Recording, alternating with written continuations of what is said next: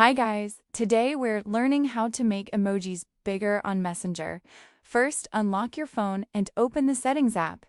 This is where you can adjust your device's display settings.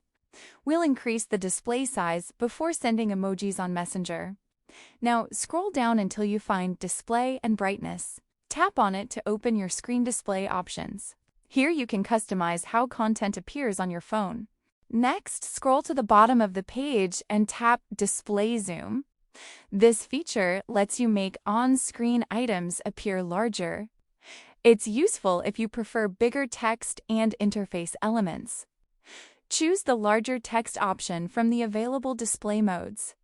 Then, tap the check mark in the top right corner to apply the changes. Your phone may briefly refresh to save the new display setting. After that, open the Messenger app on your phone. Go to the conversation where you want to send a bigger emoji. Once the chat is open, you're ready for the final step. Now tap the emoji icon in the chat and select any emoji you want to send.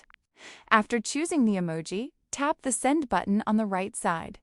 Your emoji will be sent using the larger display settings you've selected.